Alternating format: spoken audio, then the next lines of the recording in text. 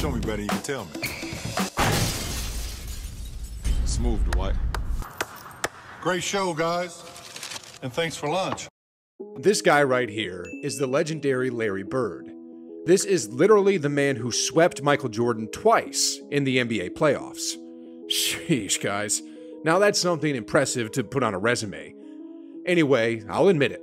I wasn't watching the NBA in the mid-'80s because, well, I wasn't born yet.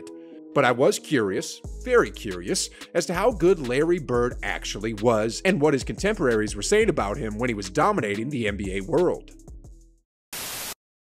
Bird's rivalry with Magic Johnson will go down as one of the greatest rivalries in sports history. I mean, these two iconic figures carried the league in the 80s and brought it to newer heights with their classic duels, which included 3 NBA Finals. Among all the great players that Magic faced in his career, he said in an ESPN interview that the only player he dreaded going up against was Larry Bird. When I played, Larry Bird was the only one I feared.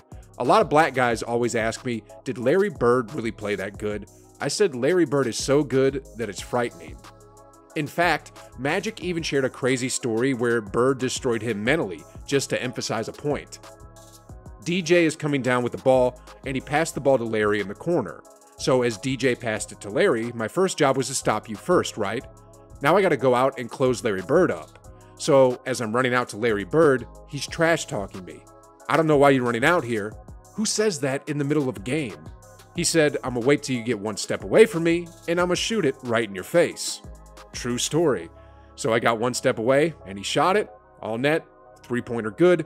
Then he turned to me and said, you did all that running for nothing. The rivalry between the Celtics and the Lakers highlighted the NBA in the 80s, and amidst their classic encounters, Kareem Abdul-Jabbar is also another legend who saw and experienced how great of a player Larry Bird was. The best guy I played against might have been Larry Bird.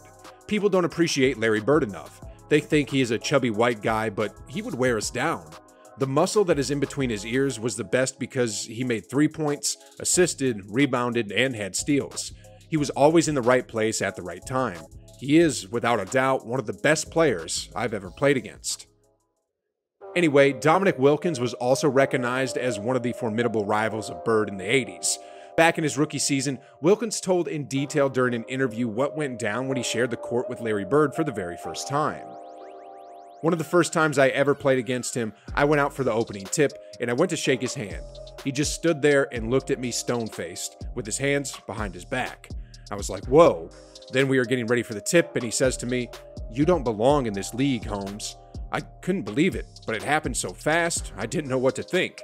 Then they had the ball, and I was on him, and he said, I don't know why they got you guarding me, Holmes. You can't guard me. Then whop, he hit a 3. Then he came down again and said, they made a mistake putting you on me, Holmes, and he took another 3. Same as what happened to Dominic, the legendary high flyer Clyde Drexler also had an unpleasant experience in his rookie year when Bird welcomed him into the league. I was guarding him my rookie year. He looks at me and he goes, you can't stop me. I looked at him and I said, gosh, boy, you're so confident. He goes, confident? You're a rookie. You don't know anything. He proceeded to score like 10 straight points on me. Coach took me out of the game, and he walks by, and he's laughing at me. The legendary tales of Larry Bird's trash talk games have been passed around the NBA circles like a hot potato, and there were some accounts that were just so outrageous that we'd think he was playing God or something because Bird knew exactly what would happen and how. Kevin McHale had been a longtime teammate of Bird, and he witnessed one of these crazy tales unfold. We were playing in Phoenix and we were way up. We were like 15 up, and we have the worst fourth quarter in history. We were terrible, and Larry's bad. Larry's missing shots, throwing it to the other team, throwing it in the third row, and they come back and somehow they go up 2. So we have an out of bounds play. I'm taking it out and Larry says, I'm gonna bust off the play and I'm gonna shoot a 3. We're down 2. I'm like, no, don't do that. Let's shoot a 2, please. Go to the hole, try to get fouled. Let's just get into overtime and see if we can't win this game. And Larry says, nah, I'm just gonna bust a 3 on them. I'm like, oh my God. So he tells the Phoenix bench, tells the coaches, yeah, I'm fixing to bust a 3 on you guys and just go home. I'm tired of this. And he gets the ball, jumps out, busts the play, gets the ball at the slot, shoots the ball. As the ball is in the air, he kind of turns towards the Phoenix bench and yells, told you so, and starts running to the locker room. It went in. Anyway, here's another crazy story about Larry Bird's greatness coming directly from Mark Aguirre, which was later revealed by Skip Bayless. According to the Undisputed host, he confirmed that Bird can really get into his opponent's heads using his words, and the same fate happened to the Mavericks' three-time All-Star, just like in the previous stories we just heard. Mark Aguirre used to tell me as a Maverick, "You can't believe what Larry Bird does to me. He just terrorizes me. He trash talks me like nobody's ever trash talked me. He leans into my ear and whispers stuff I can't even repeat to you. And he backs it up. I'm gonna do this to you," and he does it. This Mark Aguirre, he's an all-star, the heart and the soul of those Dallas Mavericks. Players during that time had no answer to Larry Bird, even if you're as good of a defender as James Worthy was. In fact, he later revealed in an interview that guarding Bird gave him nightmares, and also said that Michael Jordan was easier to guard than him because Bird was just way too savvy and had a higher basketball IQ compared to the GOAT. I would much rather guard Michael Jordan than Larry Bird, because you have to play the game as a thinker when you're playing Bird. You have to get inside his mind. Larry wasn't quick, he couldn't jump really high, but there were just some sleepless nights. Anyway guys, one of the most famous highlights in Bird's career was when he and Julius Erving literally slugged it out on the court.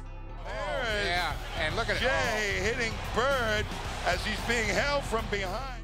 Though Dr. J wasn't able to hold back his punches at the time, he actually had a deep and profound respect for Larry as a player and for the contributions he made to the game. In his autobiography, Erving detailed and broke down the things that made Bird great and even admitted that he himself can't stop Bird when he's on a roll. What I noticed right away about Larry, even as a rookie, is that not only he can get his shot and he has an amazing range for a big man, but he will make it too. He may be the best shooter I've ever seen, and he is a smart passer, able to read the ball through inches of daylight, and he will not stop working. Bird and I have an interesting relationship on the court. When I defend him, and when the Celtics draft Kevin McHale and move Larry to small forward, that becomes a regular matchup for me. If he puts the ball down on the floor, then I think I have him. I can poke the ball away and maybe get a steal. Larry's game doesn't have any weaknesses, but among his relative strengths, he's least skilled as a dribbler. When he's guarding me, he can't stay with me, but I'll be honest, I can't really stop him either. At that point in my career, he was a better rebounder than I am. But remember, he's 10 years younger. Anyway, just like the Celtic great, Wilt Chamberlain is another legend that changed the game, and even though Wilt played in a different era, he had high regards for Bird because of his strong fundamentals and because he played basketball the right way. This man also is very, very talented. I think he epitomizes what a forward is supposed to do, especially in the game he played because he was technically correct. He was a correct type of basketball player, and most people today don't play the game correctly, and he did. Lastly, here's another take on Larry Bird's greatness coming from the controversial player-turned-analyst, Charles Barkley. When Sir Charles opens his mouth, whether it's bad or a good take, people listen to what he has to say, and here's his take on Bird and how he's different from other great players. He didn't have the physical ability. Larry would beat you with his will and his mind, but he didn't have the athletic ability that Kobe, Michael, and LeBron and those guys have. Larry willed himself and his team to win.